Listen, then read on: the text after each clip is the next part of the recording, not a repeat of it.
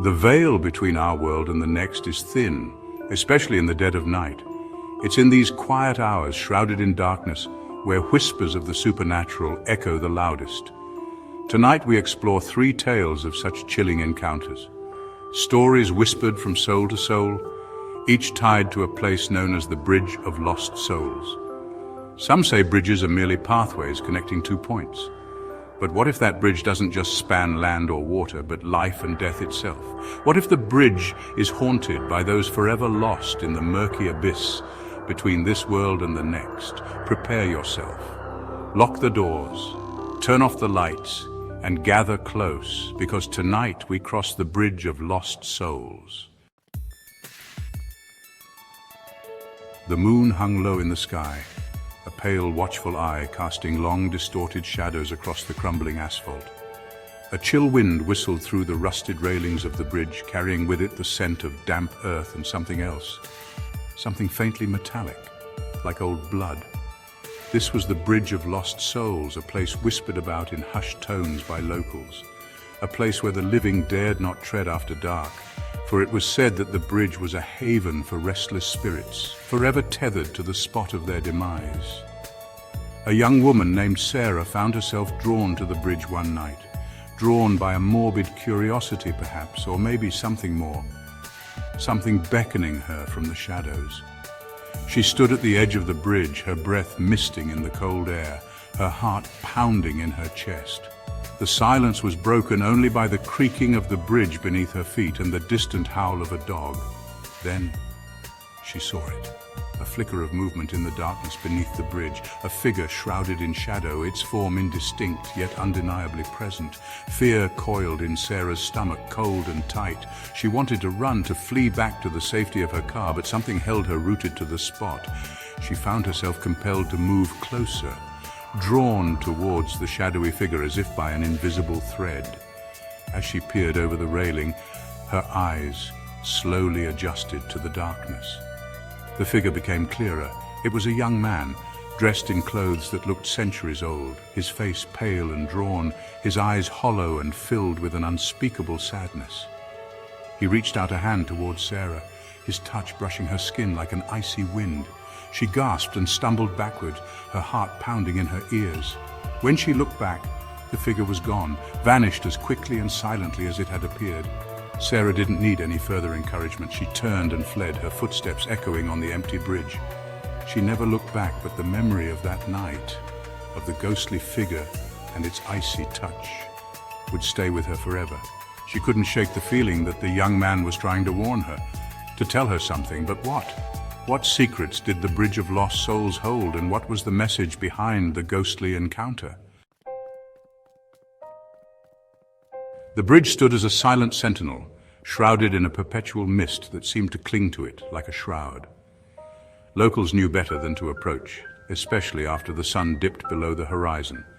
But for outsiders, the bridge held a certain allure, a siren song of mystery and danger. One foggy evening, a lone traveler, a young man named David, arrived at the edge of town, seeking shelter for the night. The locals, their faces etched with a mixture of pity and fear, warned him against continuing his journey. Not tonight, they urged. The bridge, it takes those who travel alone. David, ever the skeptic, scoffed at their warnings, dismissing them as mere superstition. He thanked them for their concern, but his resolve was firm. He would continue on, bridge or no bridge. As darkness enveloped the town, David set off, his footsteps the only sound that dared break the silence. The air grew heavy, thick with the smell of damp earth and decay. The fog, now dense and swirling, seemed to reach out, tendrils of white grasping at David's ankles as if trying to drag him down. Reaching the bridge, David paused, a shiver running down his spine despite the muggy air. He could feel eyes on him, watching from the swirling mist, but every time he turned to look, there was nothing there. Just the fog, twisting and turning, taking on shapes that weren't quite human. He started across the bridge, his pace quickened by the unsettling feeling of being watched.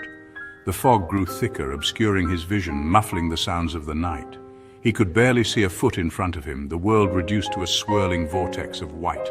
Suddenly he heard a voice, soft at first, then growing in intensity. It seemed to come from all around him, whispering his name, beckoning him closer. David stopped, his heart pounding in his chest. He strained to see through the fog, but it was no use. He was enveloped in a blinding white cocoon. The voice grew louder, more insistent. It spoke of peace, of rest, of joining them in the swirling mist. David felt himself drawn towards the voice, his fear giving way to a strange sense of calm. He took a step forward, then another, disappearing into the fog. The next morning, the fog had lifted, revealing the bridge in all its eerie glory. But David was gone, vanished without a trace, leaving behind only a lingering sense of unease and the echo of his name on the wind. The locals shook their heads, their faces grim. The bridge had claimed another soul, lost forever in the swirling mist. Chapter 3. The Cursed Bridge. The Bridge of Lost Souls. Its very name sent shivers down the spines of those who dared to speak it. It wasn't just a bridge. It was a monument to sorrow, a testament to a tragedy so profound that it had stained the very fabric of the land. Generations ago, the bridge was not a place of fear, but one of hope and connection. It stood tall and proud, a symbol of unity between two neighboring villages. But fate, it seemed, had other plans. A terrible storm raged, the likes of which had never been seen before. The river that flowed beneath the bridge swelled, transforming from a gentle stream into a raging torrent. The bridge groaned under the strain, its once sturdy foundations tested like never before. On that fateful night, a bus filled with schoolchildren was making its way across the bridge. They were returning from a school trip, their laughter and chatter echoing through the storm. Then, without warning, the bridge gave way, collapsing into the raging waters below. The screams of the children were swallowed by the roar of the storm, their cries for help lost to the wind. Not a single soul survived. The bridge, once a symbol of unity, had become a tomb, a grim reminder of the fragility of life. It was rebuilt, of course, but it was never the same. The villagers claimed that the bridge was cursed, haunted by the spirits of the children who had lost their lives that night. They said that the children's cries could still be heard on stormy nights, their laughter echoing through the mist. And then there were the disappearances. People passing by late at night would vanish without a trace. Their cars found abandoned near the bridge, their loved ones left to wonder what fate had befallen them. Some whispered that the children, unable to find peace, were dragging unsuspecting travelers down into the watery depths, claiming them as their own. Others claimed that the bridge itself was a portal, a gateway to a place where lost souls were forever trapped. Whatever the truth, one thing was certain. The Bridge of Lost Souls was a place to be avoided. It stood as a stark reminder that some tragedies leave an indelible mark, a scar on the land that can never truly heal. And as the years turned into decades, the legend of the bridge lived on, passed down from generation to generation, a chilling tale whispered around campfires and in hushed tones. The end, or is it? 3 stories, each more unsettling than the last.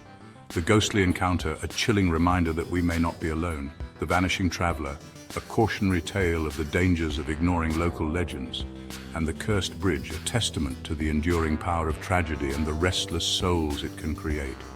Are these stories merely tales meant to frighten, or do they hold a grain of truth? The answer, my friends, lies somewhere in the shadows, waiting to be uncovered. But be warned, some truths are best left buried. If you enjoyed this journey into the darkness, be sure to hit that like button and subscribe for more terrifying tales. And until next time, sleep tight.